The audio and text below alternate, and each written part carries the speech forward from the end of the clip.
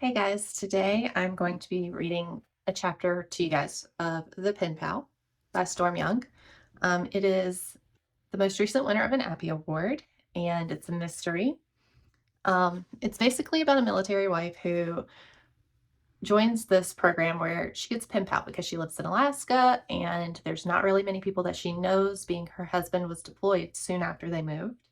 And she doesn't feel like she has that camaraderie with the military wives just yet. The blurb on the back to you guys says the pen pal follows the story of Shiloh Ray, who is a military wife, new mother, and a college student.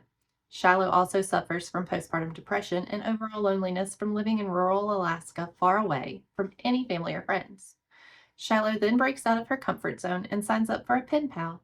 Weeks pass, and she is matched with Penelope Young. This is where her whole life will change. Shiloh and Penelope become the best of friends and write letters every week. Until one day, the letters just stop.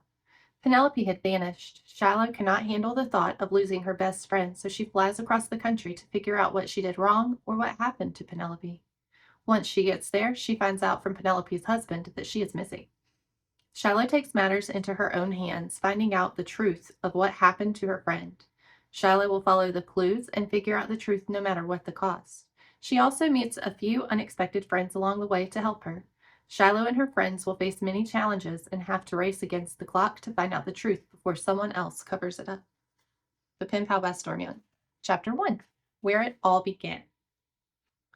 Motherhood has got to be one of the loneliest journeys a person can ever face. This truth is something that hit me hard the moment after my daughter was born. She is now 6 months old. No one has come and visited her or me, and my husband is deployed overseas. Every day is empty, not just mentally, but also physically. The house is so quiet and completely empty other than me and her. We live in a small town in rural Alaska where it is full of nothingness.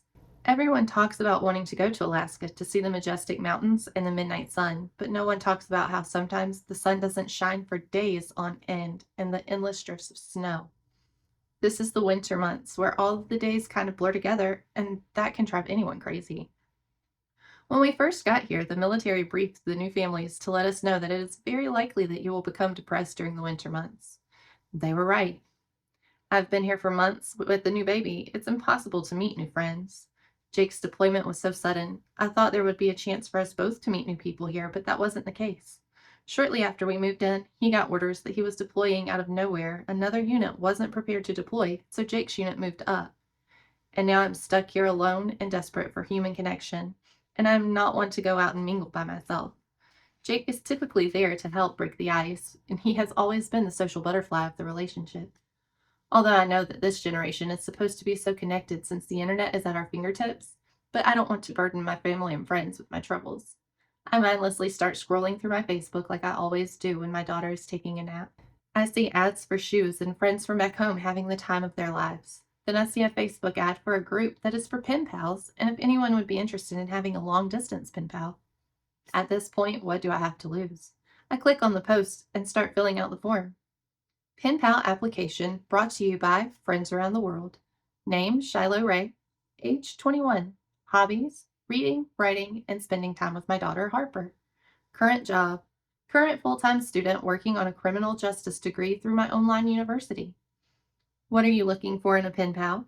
Someone who can understand the struggles of being a mother. I'm currently facing motherhood alone in Alaska since my husband's in the military. I'm originally from West Virginia, so I would love to have someone from around that area so they understand what it's like being from a small town.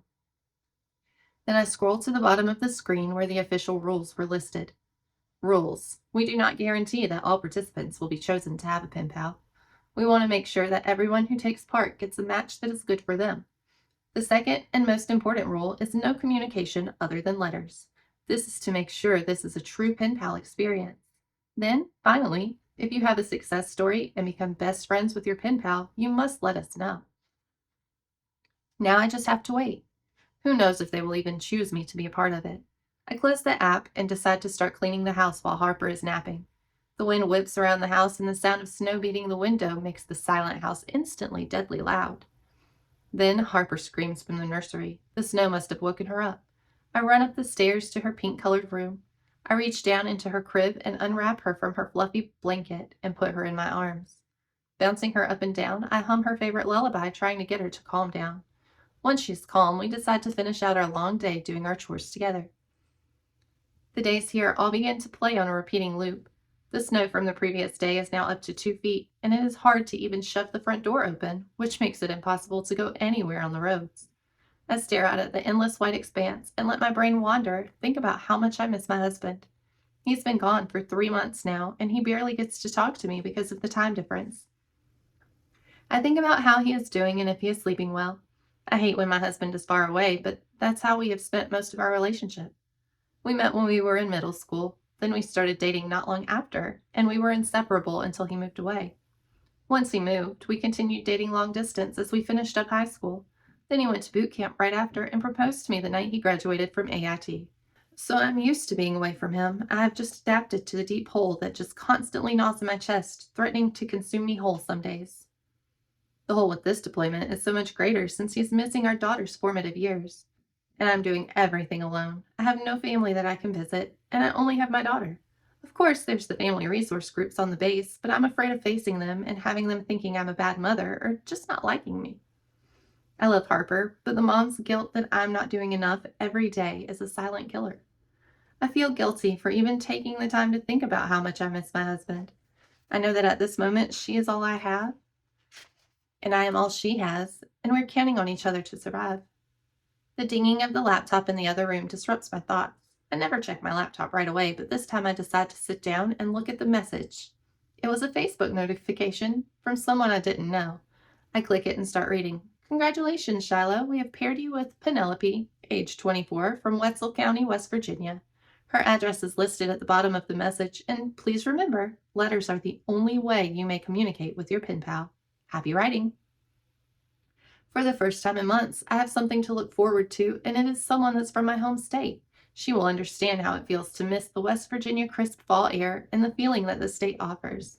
I grab a pen and a notebook and start writing as fast as I can. My heart flutters with excitement to finally talk about my life to someone else. Hello, Penelope. My name is Shiloh Ray, and I am so excited to be your pen pal. I see you are from Wetzel County, West Virginia. I'm from West Virginia, too, which is crazy. I'm no longer in West Virginia because my husband's in the military. We had to move to Alaska. I recently gave birth to a little girl named Harper. Shortly after she was born, her dad was deployed overseas, and I don't know when we'll be home again. I have no family near where I live now, and truly, postpartum depression has been a real bitch. Every day has been lonely, so it will be really nice to have someone from my home to talk to. I can't wait to learn about you. Your new friend, Shiloh. After writing this out, I read it over and over, trying to make sure it sounded okay. I didn't want to sound desperate or give too much information since she was just meeting me for the first time, even if it was just a letter and I would never meet her in person. I finally decide that it was good enough to send, so I go to the closet and get an envelope and a stamp. I address it to Penelope and make sure I write my return address out clear enough to read so there are no mistakes. The letter feels almost perfect, but it still feels like something is missing. I think for a minute, and then I look up at the wall and see a family picture. That's it. That's exactly what's missing. I make my way to the wall and take down the wooden picture frame and take out the family photo. It was a picture that was taken right before they sent Jake on deployment. There's Jake holding me in his arms. His brown hair and green eyes stand out in the sunlight. He's so tall that he makes me look so much shorter than I really am. I'm standing beside him. My messy coal-black hair is blowing in the wind. I'm not as muscular as my husband, who has insane muscles. I've always been a tiny girl, but next to Jake, I look extra small. My glasses make it hard to see my light brown eyes. I'm in a short, flowy red dress, holding our newborn baby girl in my arms. This is a photo that I cherish so much, but I feel like it will make a wonderful addition to the letter. So I open it back up and place the photo inside. P.S. I'm also sending a picture of my little family since we can't add each other on social media. I thought it would be nice to put a face to the names of my little family. While in the closet, I grab my blue puffy jacket and my heavy insulated snow boots and start towards the door. I push the door open with full force, pushing all the snow out of the way and start my adventure to the mailbox. The mailbox was at the end of the driveway, but with 2 feet of snow, it felt like miles because each step is a challenge of its own. I finally make it to the mailbox, and I felt the snow softly falling down around me. Pressing the letter to my chest for just a minute, it feels like I'm not so alone in the world, like there's another person who might understand. I hold the letter for a couple more moments, just thinking about how this one letter could be my chance to find my new best friend, or she could completely forget about the whole thing and never even write me back. Either way, I know I tried, and I put myself out there, and I stepped out of my comfort zone for the first time in months. It felt like a breath of fresh air just sending out the letter. This just felt like it was the beginning of something great. I returned to the house and take a look around. This house was feeling a bit more like home, but it was still not complete. It probably had to do with the fact that there have never been decorations put up, only a few family photos, and that's it. This constant emptiness makes it feel more like prison than a place someone would call home. My feet lead me to the counter to grab the baby monitor, and then down the stairs to our basement. It is dark with small light that's hanging on the back wall. Totes are stacked everywhere with labels that are supposed to help with organization, but there's no way I kept them organized when packing last time. There's a brown box somewhere labeled home decor. I pull it out quickly as other boxes tumble around it. The tape on the box is already loose, so I pull on it and the box springs open. Inside, of course, there are no decorations, but there are piles and piles of photo albums. I haven't seen these in forever. My body hits the ground and I grab the first album on top. It is labeled Senior Year. Flipping through it, I see so many photos of me smiling with groups of people that I used to call friends. I thought these people would be in my life forever, but I guess that was a joke. Some of them I knew would eventually distance themselves, but I never thought that moving away would cause me to lose all of my friends. The very last page hurt the most.